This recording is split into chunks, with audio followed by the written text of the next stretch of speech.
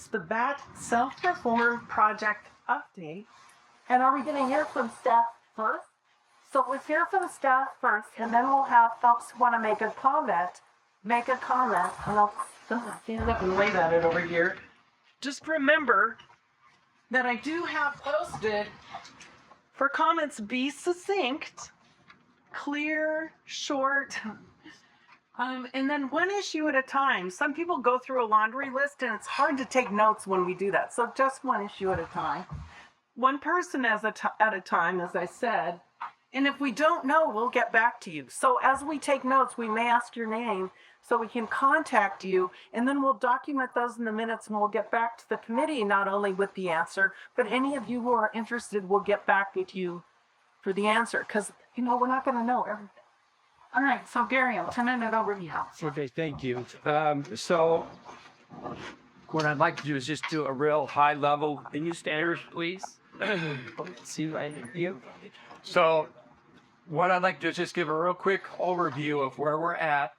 And then obviously I think I know what most of you here would like to say, and content wise, but what the board has asked us to do is look at self-performing the services that Bus currently offers, which is paratransit for the city of Corvallis, our bath lift, and then our two fixed routes, which is Coastal Valley and 99 Express. With that, what we've been asked to do is go back now that they've given us that direction and go through some real due diligence in looking at, is it really feasible? What we know is that there still has to be something that's added to the budget.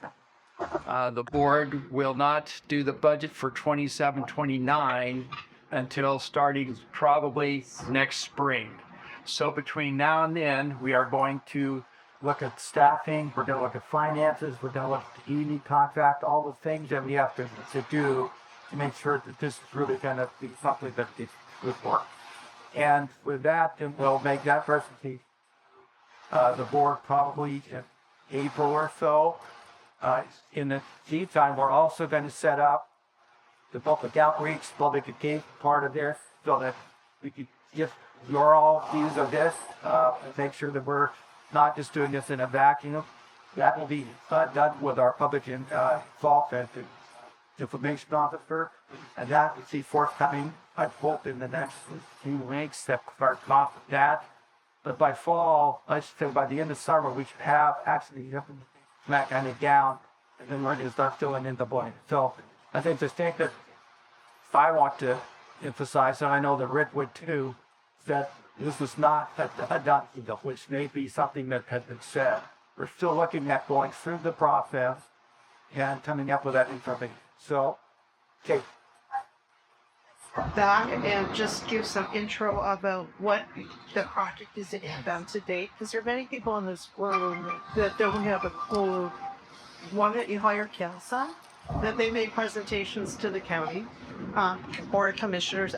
Could you just step back and in 2 minutes give a summary of how you got to where we are today? Sure. Back probably 18 months ago, the board asked us to look into this, and the best way that we knew how to look at that is to hire a professional traffic consultant engineer, start evaluating the facts, the figures, the ridership, other models. We had peer interviews with some local folks that do self-perform, others that use contracts, and that all that information is gathered, and then you would check in every now and then with the board over time as Ketelson went through the process of finalizing that report. Our actual final report will be ready probably in about a week. That will show all the facts and figures and all the technical worksheets that went into coming up with that recommendation.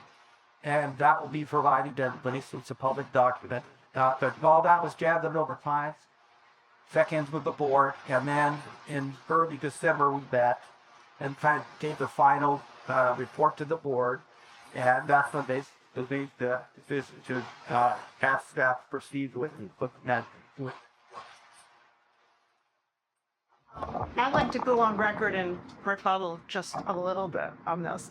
There are a couple of things about the contract with Ketelson that I find highly irregular in the fact they won't discourage, not allow Yeah, it's data from the current system. So that is surprising. And if there's questions, we can't answer them today, but let's get them all, start cataloging them so that we can, because this is a 18 to 24 month process. So this is something where we're not doing it tomorrow, but we are going to have to move this along in a progressive manner so that if the decision is to vote self-reform, that we have plenty of time to get it all set up. Kristen, that's okay. I just want to make sure, is this the time for the committee to discuss this? Or will we be coming back after public comment to discuss this? I guess I guess we'll see what public comment is. Yeah. Okay, I'm going to have some additional questions.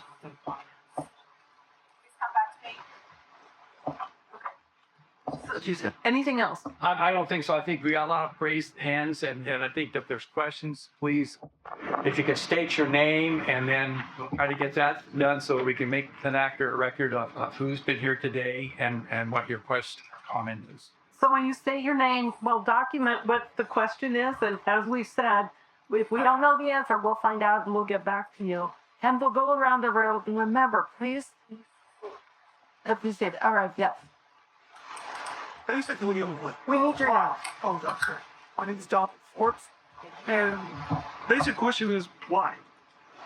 What started the process of replacing all of us? Why public works? Why taught?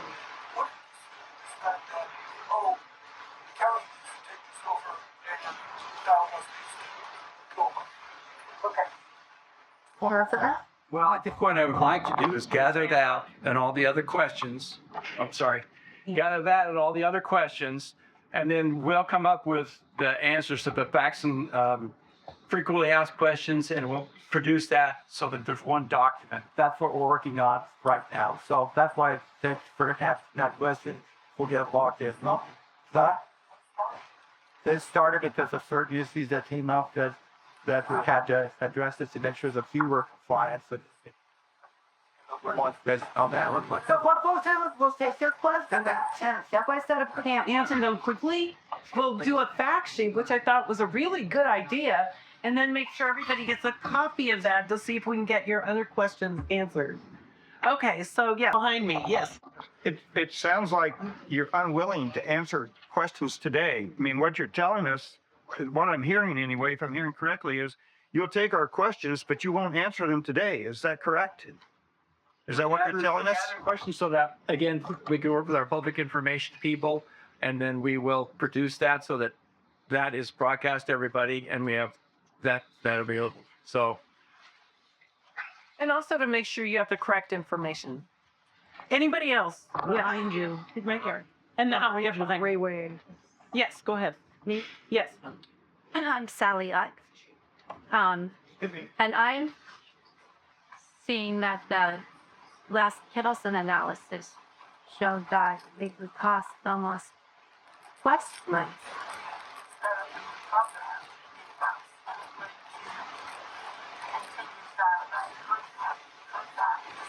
I'm wondering if there's enough money, that much money, start up a new program. Hire these people, training people. Why wouldn't they put that extra money towards the diamond? Okay. So it sounds like with what it's going to cost to do a whole new program, that money could be shifted, or why isn't it being shifted just to improve current dial-bus? Is that what I'm hearing you say? Okay, thank you. So we've got that down, thank you. And then somebody else behind me, yes. Yes.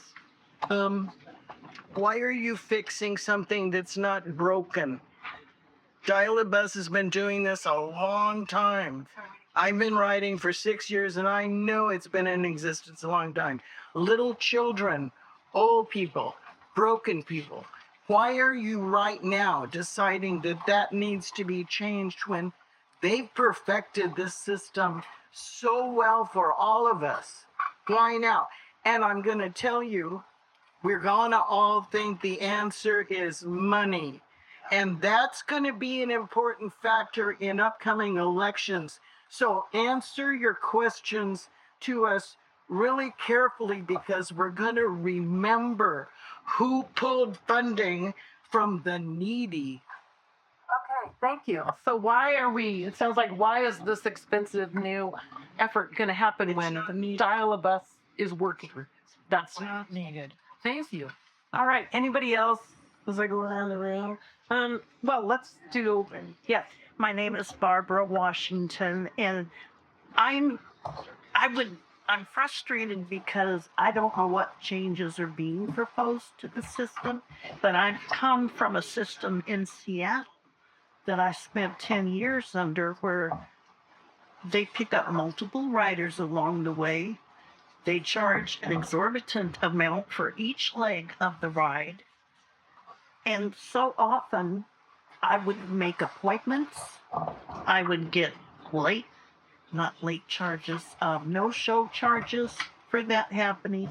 If you miss an appointment with a specialist, it can take 3 months to get another appointment made. So that was a problem in Seattle. It was, But for here, what you're asking is, what are the changes to the system are we that's proposing? one of the things I want to know. But I Okay. also got the lady over here. They want to fix something that isn't. That isn't, okay, thank you. But you're also very worried about where this is going. We can't ignore the emotion behind this too. Great, thank you. All right, this lady. Betsy Walton. Betsy. Yes. This wasn't publicized very well. I learned of it through next-door neighbor and not white expert and on Facebook. Aren't there other ways to find out what's being considered? So you're asking if we could do a better job publicizing these. Okay, we got it down, thank you. And then right next to her. I just want to know what are the two issues that started the whole rolling to even eliminate dominoes. You said there were two issues that came up, but we haven't heard what's official. Yeah, somebody else had that question and we have that down. So we'll be doing on the question and answer, we'll delineate that because that's a great question. Yeah. You might What give your name? Oh yeah, and she could give her name. It wasn't very loud. Your name again? I'm sorry. Esmeralda Allen. Esmeralda Allen. And don't we know, doesn't he know now that we have to wait for an answer what those two issues are that you said brought the whole topic up? Can't you answer now at least to give us some satisfaction or so? We're still hanging in the area. So they're asking what are the two triggers that triggered this whole effort? It was being non-compliant with certain federal regulations and state regulations, and then stuff some contract officials, and some of it was also ours on our side too. So it sounds like there's a couple of things, some federal issues and state compliance issues, and then the county had some questions as well. So, Kristen, are you ready? Or do you want to wait? Is everybody for all the federal comments? No. You want to wait? Is that what I'm hearing? I have voting in progress. If I want to put the vote, if I had an opportunity to ask the question. Right. So way in the back, the gentleman raising his hand. John Gardner. I heard Carrie say that there were legal compliance issues that were causing this change. And I challenge that. I would like to see that defended because I do not believe it was defensible to try to solve compliance issues by hiring journalists. Okay, so once again, we're hearing about what are the compliance issues here. Anybody else, anything new besides the compliance question? So my name is Christina Steiger. I'm a little bit on the younger side of this audience that I started riding dial-up bus 3 to 5 times a week back in September 2021 to receive infusions. I started as a fully wheelchair-bound rider and now an ambulatory rider.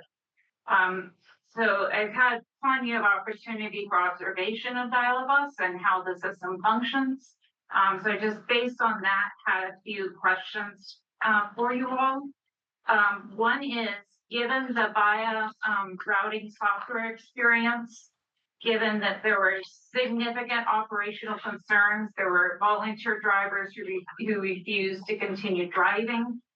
There were problems that we as clients experienced. There were problems dispatchers experienced. There were problems drivers experienced. What safeguards are in place to ensure that similar disruptions do not occur if that is brought in-house, given that this was a public works decision that was opposed by Dial-A-Bus when it was proposed, and the county went ahead with that program expense anyway. Okay, so let me get this straight. You want to make sure that if this is all transferred over, that we don't have the same problems that happened before. So what's the process? What will be the process for addressing issues so they're rectified in a timely way? Yes, Is that what I'm hearing? and Okay. also to ensure that there's also been a history of vehicles being purchased for the BAT program that have not been approved or run by either clients or drivers. The result of that has frequently been that there's real problems, real delays in transporting riders. There's difficulty for wheelchair riders or turning around in vehicles.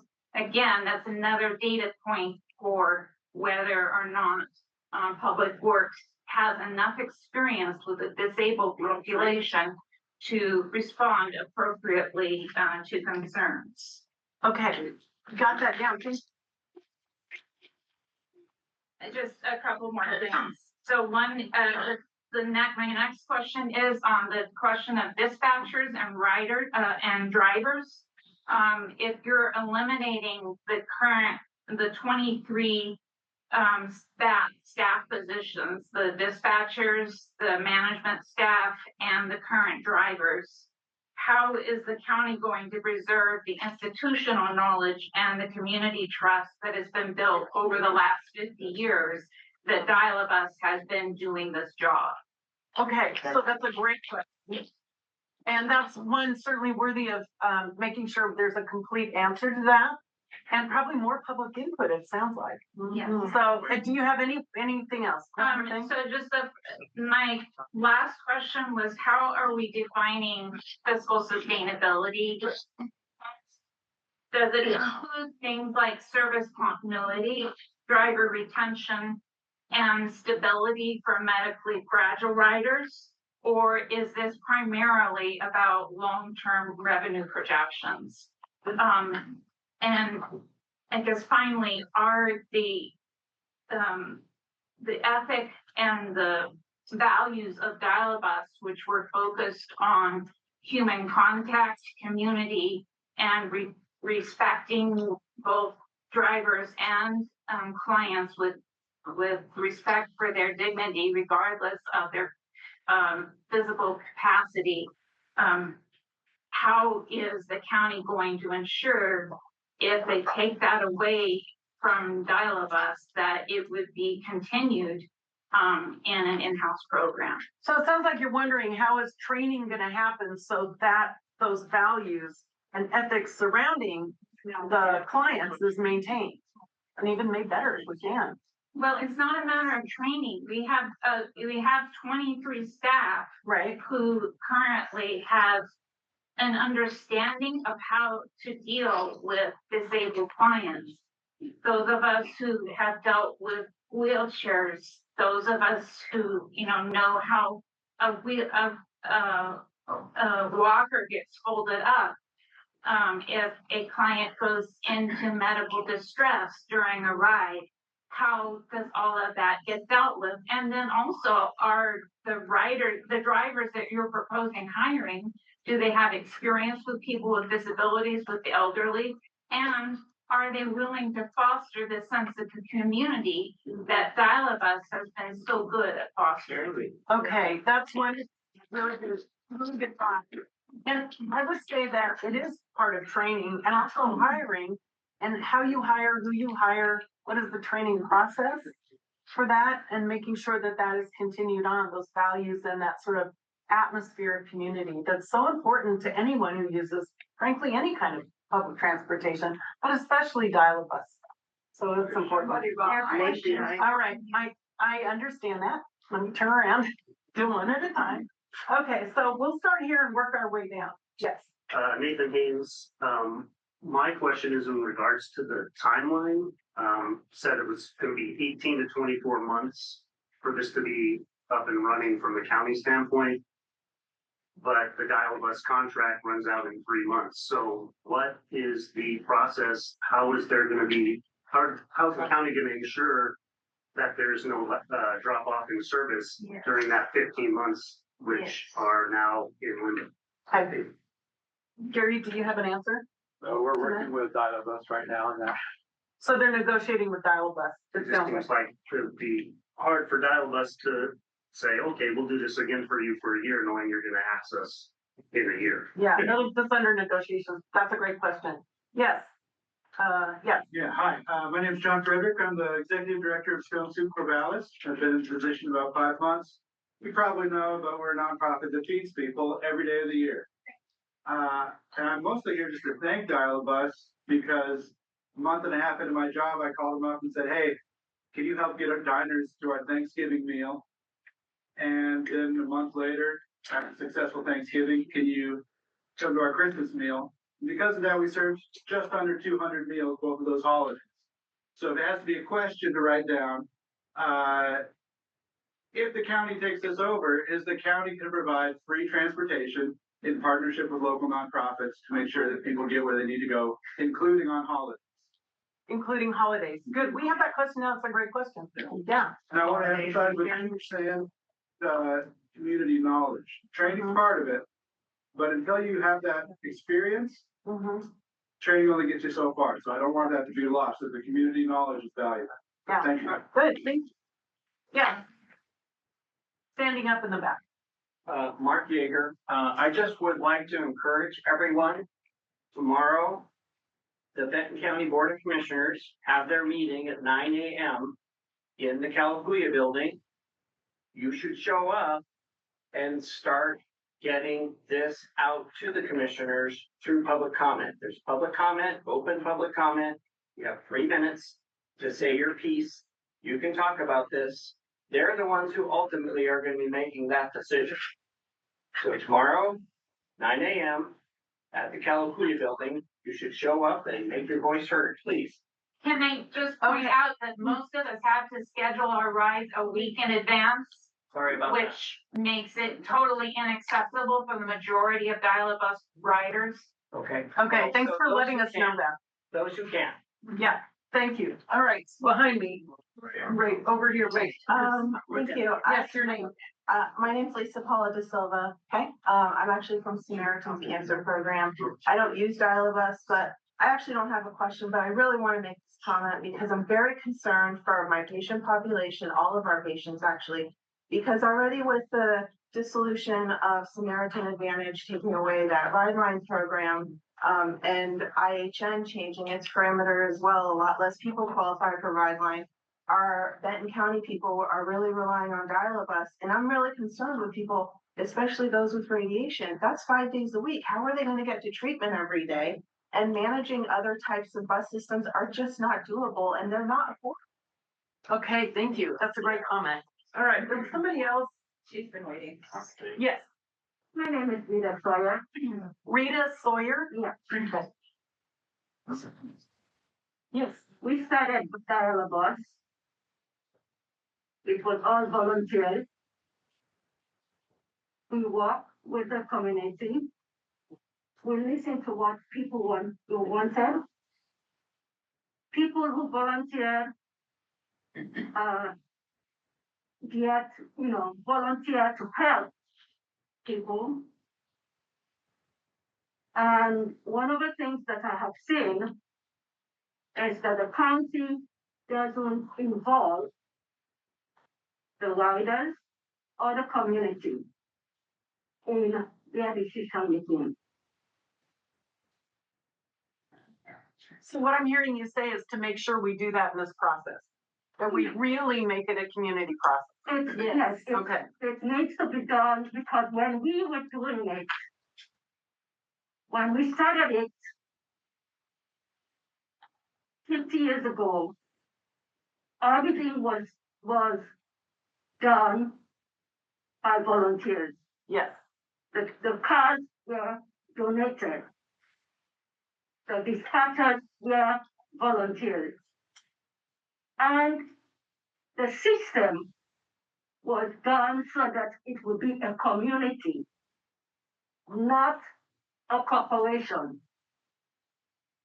It was done so that people will feel comfortable when they are riding and not feel like they are tasking the government.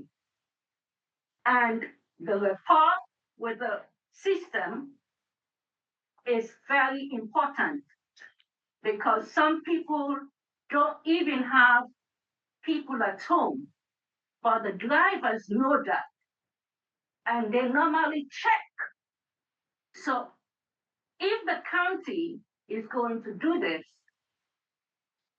who will be doing those small flavors for community members?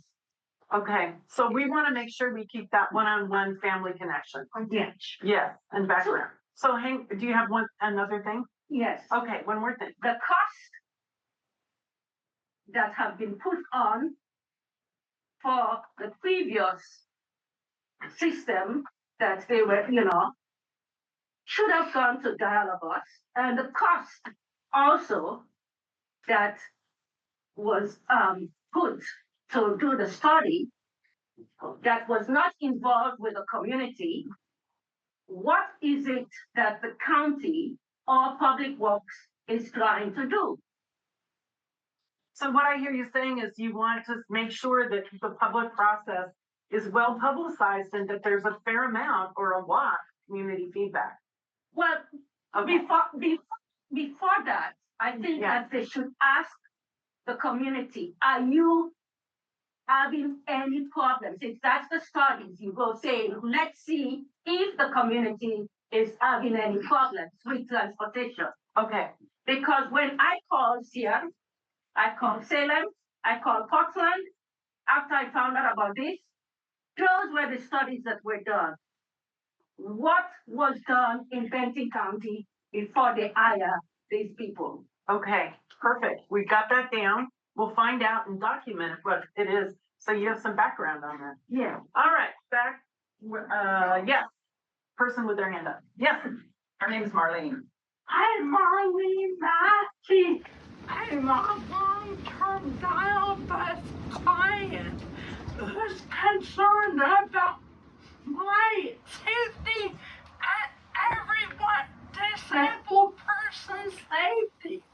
And I don't think that's been addressed except my dial-bus. Okay, so we want to make sure safety is put to the forefront. You got it. All right. Yes, in the corner. I don't understand that if there were issues that brought this up so that the county had to get involved or city gets involved, why not help with the compliancy? And then all this other stuff is moved. Can dial-a-bus, are you saying cannot be compliant? And that's why this movement, this upset, this turnover is happening?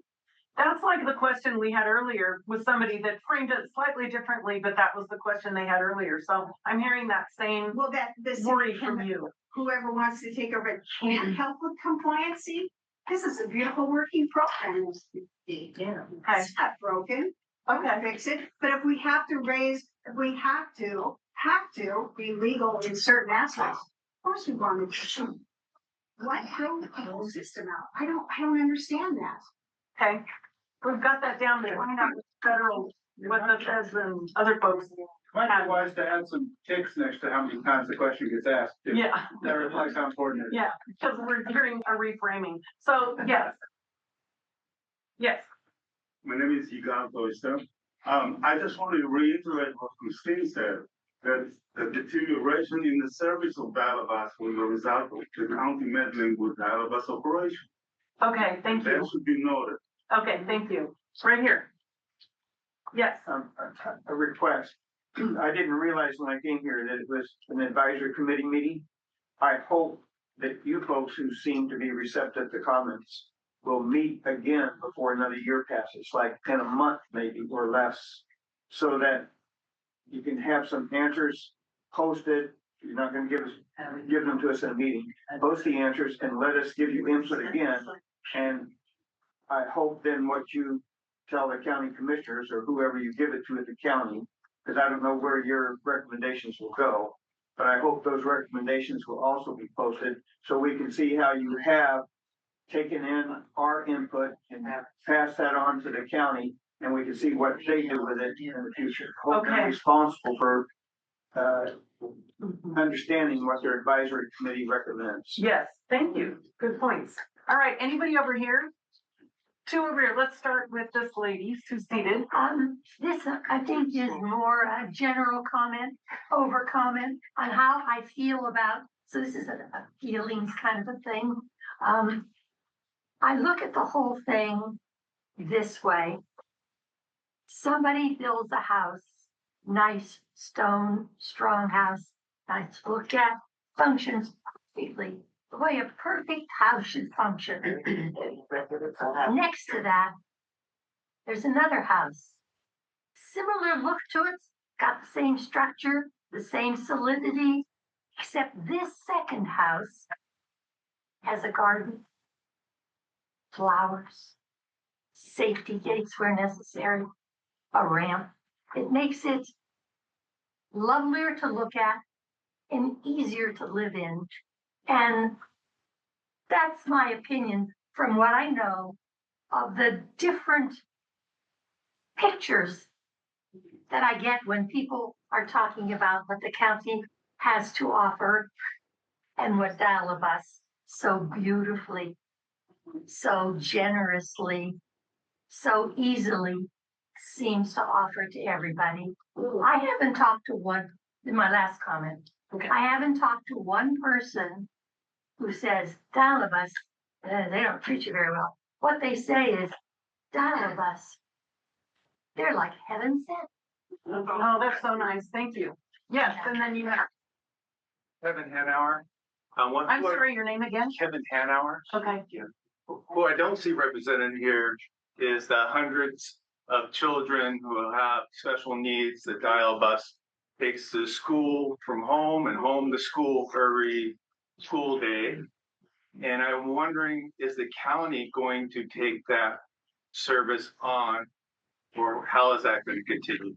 Okay. Is that the school contract or is it separate? I would assume it's a school contract, they transport children. That's not, that'll be Dial-A-Bus. So you're saying Dial-A-Bus will exist in some way as far as doing that? They still Dial-A-Bus transport people who are walking, disabled people outside the work. Yeah, let's let our staff answer that question. Finish their school. I mean, if it's a school contract, where's Steve? If that's a school contract, that's not anything we have control over. Yeah. Okay, so that's a school contract. All right, is there anybody else? Succinct, brief? Yes. One of my concerns is I don't know how you could train people who, drivers who are as experienced and as welcoming, as ready to deal with people with all sorts of disabilities, including some very serious mental health issues. I was the director of the women's shelter here in Corvallis for many years, and I know that a lot of the women that we served had some serious mental health issues. They would routinely get kicked off city buses and not be allowed to ride them anymore. But with Dial-A-Bus, the drivers know who has really serious issues and they can work with them and they know how to manage that without kicking people off, without treating people like dirt. So I just don't know how well you can train.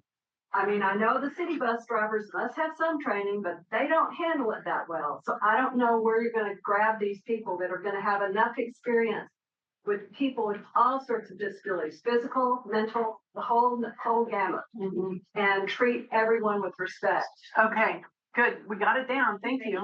And then going back around the room, anybody else briefly? Yes. I just wanted to ask about the sign-up sheet that was mentioned. I don't think It's coming around. I think it's okay. And then I also wanted to ask about the coast to valley transportation bus. What is proposed to happen to that, or are they going to do away with it? I use that. No, it's still a program that we anticipate will continue on. That's good to know. So Coast Valley will still continue. Any other last thoughts? I have something we haven't heard yet over there in the corner, and then I'll go behind them. Yes. I'm Kugli of Walsh, and I'm a Benton County resident. I would say has efficiency been mentioned and have benchmarks for efficiency been looked at, because efficiency is very important for those of us who still work. I work full time and I have a lot of doctors offices.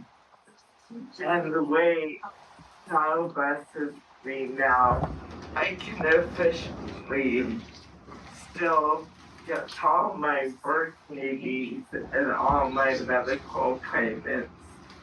I sometimes have 2 or 3 rides in a day, and all those appointments are on time because all of us runs.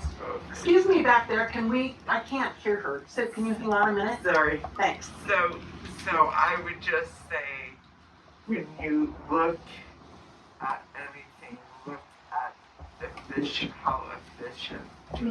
Making sure things are efficient. Yeah, there are. And I know you're still working for OSU. Yeah. Yeah, it's important. Thank you, Kuipo. You're welcome. All right, in the very back, and then I'll go behind you. Yes. Andrea Pulowski. I have a question on why a system that is running on its own, and you're hearing the testimony about how efficient it is, how well liked it is. Excuse me, ladies. Can We're trying to make sure that the sign-up sheet gets seen by the people who need to see it. So, okay, yes, do just pass sending it it around. over this way, and then it'll come back for Around. those of us in the front row who haven't had a chance to sign it yet at their camp. Perfect. Now, back to you. I'm so sorry. It's amazing how many years of accumulated volunteers you have in this program. I mean, hundreds and hundreds and hundreds of hours. But my question as a tax-paying bean counter, why does the county want to take this? I'm always scared that it's going to be something like the city who took over sidewalk maintenance fees. Oh, don't worry about it. Don't worry about it. We will repair the sidewalks in front of your house. Just pay us $12 a month on your water bill. And then lately, the sidewalks are a disaster in this town. Same for the streets. Same for the trees. Don't worry. We'll take care of the trees in your green space. But if you have a disease, it has to be disease. If you want it gone, I pay tax on my green strip, but I can cancer get my ugly tree that keeps staring up the sidewalk. Forestry will take it out. So my question is, the county taking this program, is it gonna end up like that you're gonna charge us somewhere, this hidden tax or fee, to run this program that's already running? Okay, so you want assurances that the high quality and the efficiency are gonna continue. Yes. That's what I'm hearing you say. And the financials. You're gonna come back and say, well, it's gonna cost money to do this. And my response is, has anyone looked at the bus fees? We have free ridership. And maybe there could go back to somebody like the university subsidizing some of that again for their riders. Could it be that Dial-A-Bus, if they really need some money, that there could be maybe a very small sliding scale?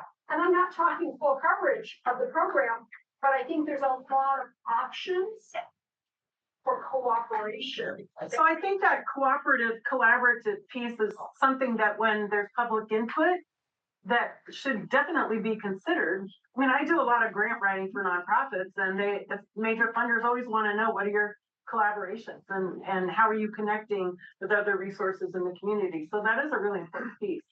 Yeah, thank you. All right, there was somebody behind you. Yes. Yes, I really disillusioned that you'd come here with absolutely no answers. I know everyone had at least one question that they wanted an answer to, like the why. That was probably the biggest. Why?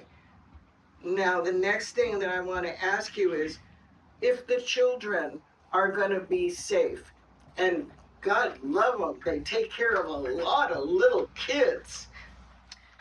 If the coast to run is saved, so what are you telling us It's all us people who aren't dead yet. We've got another 6, 8, 10 years of boomers. We're as able-bodied as we can be because of Dial-A-Bus, not because of anybody else. Okay, well, document the safety and the children aspect. That's an important. That's important, but so we're out of the loop. We're unimportant. We're not the group that's written in. Oh, the kids will be written in. Please write the kids in. The Coast Run, I don't even understand all of that. Fine, that's great. What about the rest of us? Okay. Who have absolutely no other transportation? Okay, got you down. That's a great question. Thank you. All right, anybody else before we do a final wrap? Yes. My name is Carmen Ponte. I'm actually operations manager at Dial-A-Bus, and I have been there for going on 17, 18 years. Many of these clients in here, I know by name. They don't even have to say their name for me. I know who they are. Okay? Yes. My question to you is, right now, we are really efficient on getting these clients to where they need to go. Okay? A lot of them can't ride around for a lengthy period of time. I do know that in most towns, and I want to know if Corvallis plans on being this way, most towns, they go through basically a route. Oh, I'll go pick this client up, pick this client up, pick this client up, pick this client up, and pick this client up. By the time they get to their destination, they've been on the ADA compliant vehicle for an hour, hour and a half. How many of you clients in here can endure that on a daily basis? It took me an hour to get here today from near the hospital. And why did that take you an hour? Because there were four We of us picked on the up bus. numerous people. They can't endure that day in and day out, 3 days a week for a dialysis client. So what is your question? My question is, what is the prognosis of these clients? Is your model going to be this? Yeah, is your model going to be this? Are they going to have to be in the vehicle for an hour and a half? Well, it sounded like Kuipo was asking about the efficiency model for that, and something that definitely. Okay, but I do realize that an hour and a half is ADA compliant. I understand that, but. Yeah, I know, I got you down. All right, any last thoughts? One more. Betsy Walton. Betsy. If money is an issue, and I know at one point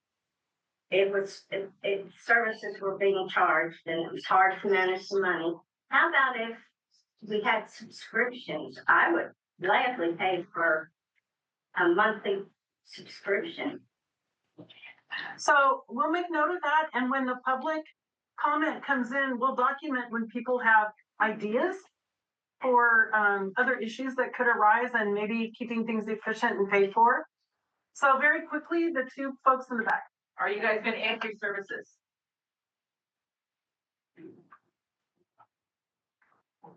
I don't know what the study says. Don't know yet. They haven't gotten that far. So you guys don't know? Yeah, apparently the study hasn't gotten that far. I mean, right now, your clients at the outskirts of town are missing out on rides. Yeah. Yeah. They're not getting to the doctor. They're not getting to their infusion. Right now, the clients that are getting that are all the ones within 10. Okay, thank you. Next thought. Please. Did you have a thought? No. Okay. Last thought. Well, one of the issues that I have with Dial-A-Bus is that we used to have a bus stop on 53rd Street and and that was eliminated, so there's no way to get anywhere. And 53rd Street to Palomas, I mean, that's a long stretch, or even to Whitco. So that's part of that efficiency. That sounds like it's part of the efficiency study is making sure bus stops are in appropriate places, right? But so Dial-A-Bus has been filling that gap. Yes. Just the traffic on 53rd Street, not to mention the flooding, which the county hasn't done anything about on the trestle. I mean, how long? That's 25, and that's been probably for 45 years. Okay. And so I mean, why don't they put attention to that and solving that if you can eliminating a service that we all need so badly? Okay, thank you for that comment. Last thought. Last thought is, I like to think that the county cares all about these people, and I know Dial Bus leadership cares about all these people. And I don't understand why the both aren't working together to make this the best service ever for improvement and what works best for all these people. But it feels to me right now that this is more of a hostile takeover than a working together to make this the best. That's what it feels like to us. Okay. Yeah. All right. Thank you, everybody. Very brief. I just want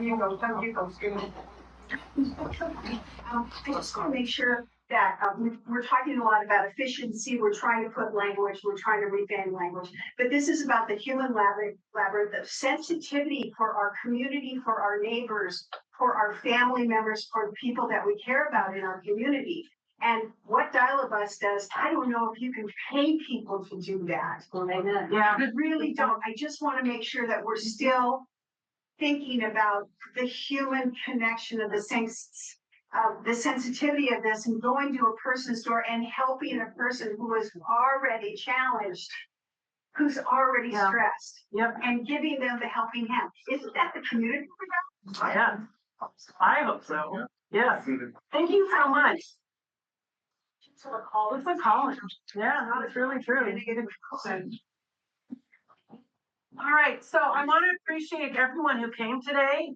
We're going to do our best to put this all together. Please make sure you've signed up on the sign-up sheet, and we'll get you information, and especially be doing the best we can do, frankly, on outreach.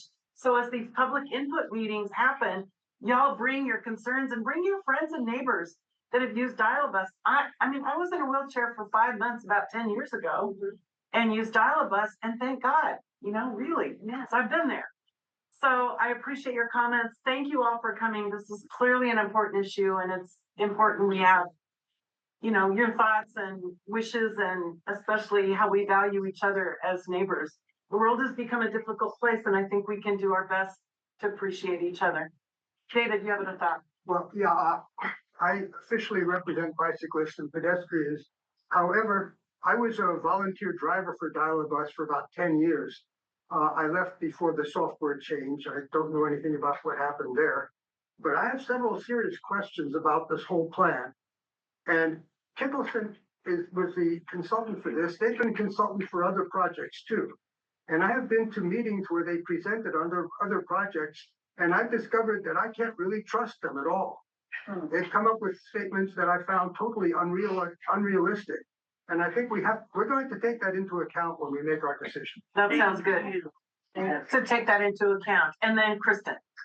Okay, I want to get a little bit nerdy on STIF committee technicalities.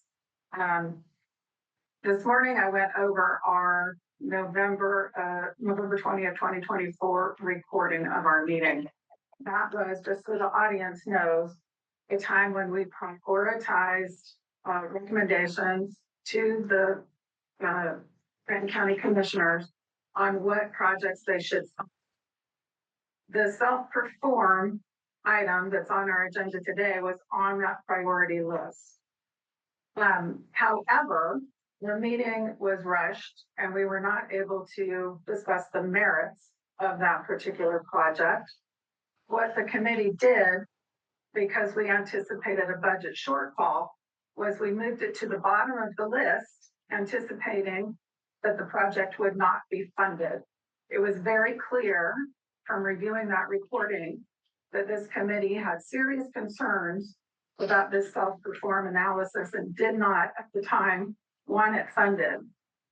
So with that in mind, one of my questions is, what happened to the funding on all the other projects that we did want funded? Have they been fully funded before this one? Yes, that's the list that was attached that we would talk about or review here in a bit. Okay, so that's coming up in our agenda. Okay, and the second question I have is how much extra money then do we have to work with as a committee on recommendations since the budget actually changed? Right now, there is still a reserve balance of 700,000. And that is for the projects that are on the list already that we can move the money around. If you recall, when we do the list for ODOT and for the state, those are the projects that we have to work within. So we try to put projects on the list up front and then hoping that if they came through or we got a grant that we would have more funding available. So that would be something that we'll talk about here in a bit as part of the review of the projects and where we're at with the current list.